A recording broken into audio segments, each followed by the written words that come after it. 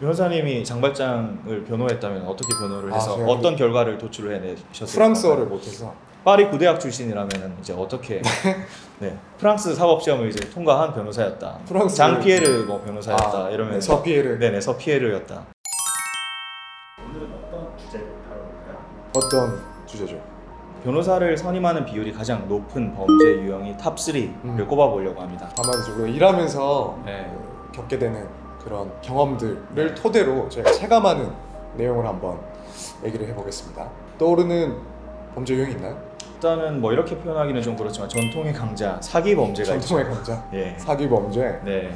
사기 범죄라는 거는 저희가 꼭 이제 피의자들을 대리하는 것은 아니고 그쵸. 사기 고소 대리건이 굉장히 많습니다. 2019년 기준으로 해서 30만 건이 넘는 사건들이 이제 접수가 됐다고 하는데, 특히 변호사가 사기 같은 경우에는 선임되는 경우가 많은 게, 물론 범죄 숫자도 많지만은 좀 애매한 점들이 있잖아요. 아, 그렇죠. 사기가 된다. 이게 처음부터 변제 능력과 의사가 없었다는 점에 대한 어떤 논리 구성을 좀 부탁을 하는 경우가 많죠. 그렇게 해서 수사기관에도 좀 제출을 하고, 피해자가 변호사를 선임하는 그런 경우에는 피의자가 선임을 하는 경우에는 그 반대겠죠. 그리고 또 한편으로는 이게 나중에 형사 사건의 결과에 따라서 민사 판결에도 영향을 미치게 되잖아요. 그래서 돈을 갚아야 하는지 결국 다른 민사 절차를 통해서도 사건이 진행되기 때문에 이런 것까지 고려해서 변호사를 선임하는 경우가 많지가 않나 이런 생각이. 자, 그러면 두 번째로 우리가 체감하는 그런 입장에서 이 사건들이 많다. 성범죄가 또 좀 많은 것 같아요. 성범죄가? 물론 뭐 여기 성범죄는 무척 유형이 많잖아요.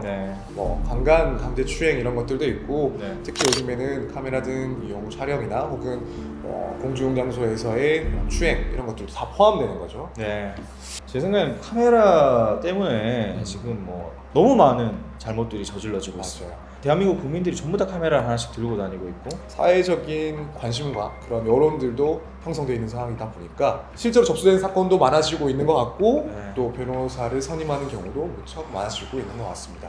변호사 선임이 가장 많이 되는 형사사건, 거의 첫 번째는 뭘까요? 제가 봤을 때는 교통범죄 아닐까 싶어요. 교통범죄. 그 중에서도 가장 많이 발생하는 거는 어떻게 보면 음주운전 아닐까요? 음주운전이죠.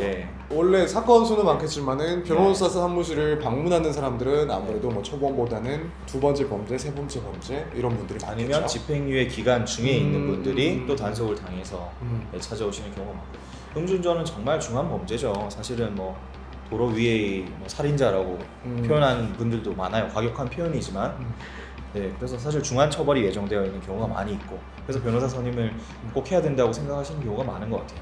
다만 이제 좀 더 구체적으로 뭐 저도 했던 사건인데, 이제 대리운전 기사님을 불러서 운전을 시켰다가 뭐 주차장에 다 와서 갈등이 생겨가지고 대리운전 기사가 그냥 차를 내버려 두고 떠나고, 그 상황에서 이제 주차를 하기 위해서 정말 몇 미터를 이동을 한 거죠. 그런 경우도 발생을 하고, 그렇다면은 사실 단순한 음주운전보다는 처벌이 경해지긴 하는데, 제 사건 역시 마찬가지로 이게 처음이었다면 아무래도 뭐 변호사의 도움을 받을지 더 고민을 하셨을 수도 있는데 처음이 아니라 두 번째, 세 번째 반복됐던 상황이다 보니 이런 사정이 있음에도 변호사의 도움이 필요하다고 판단을 하시고 찾아오셨고, 뭐 실제로 사건 진행하는 데 있어서도 제 입장에서도 이건 변호사의 도움을 통해서 충분하게 상황을 설명을 하고 법리적인 부분을 검토해야 되는 상황이었기 때문에 특수한 사건이 하나 있었죠. 그리고 또 음주운전의 경우에는 그 면허 취소의 문제가 반드시 그렇죠. 결부되어 있잖아요. 근데 이제 생계를 유지하기 위해서 운전을 반드시 해야 되는 그런 직종에 종사하시는 분들도 많아요. 그래서 형사처벌로서의 음주운전을 받는 것과 별개로 행정처분으로서 면허 취소가 되는지 여부도 굉장히 중요하게 여기시는 분들이 많고, 또 특히 형사처벌로서 벌금형에 처해지는 것, 이제 그것도 당연히 이제 선처를 받을 수 있도록 좀 도와달라고 요구를 하시면서 면허 취소가 되지 않게 도와달라고 요구를 하시는 경우가 많아요. 그런데 이제 주차장 안에서 운전을 한 경우에는 형사처벌의 대상인 음주운전에는 해당을 하지만 면허 취소 처분의 대상인에는 해당을 하지 않는 경우도 있다고 하더라고요. 그래서 도로교통법상 도로에서 운전을 한 경우에만 면허 취소 처분이 되기 때문에 그런 부분에 대해서는 이제 좀 변론할 때 저희가 좀 주의를 하는 경우가 많이 있죠. 네, 오늘은 정말 순수하게 저희가 체감하는 변호사가 가장 많이 선임되는 사건들 순위를 가볍게 매겨봤습니다. 네, 저희 생각일 뿐이니까. 네, 이거 통계 자료에 근거한 건 아니라서 네. 이런 게 있나 싶기도 한데, 그렇죠? 없을 그렇죠. 것 같아요. 변호사님은 이렇게 말이 된다. 그래서 그냥 가볍게 봐주시면 좋을 것 같습니다. 그러면은 다음번에는 우리 뭐 장발장 씨 사건. 네, 하나요? 장발장 사건을 내가 선임했다면 어떻게 변론할 것인가. 아, 네. 그거 정말 가지고 올 건가요? 그 책도 네. 읽어야 될 것 같은데. 다시 조금만 더 생각해보고 다시 네, 말씀드리겠습니다. 확실하진 네. 않지만은 네, 또 네. 흥미로운 또 재미있는 주제를 들고 돌아오겠습니다.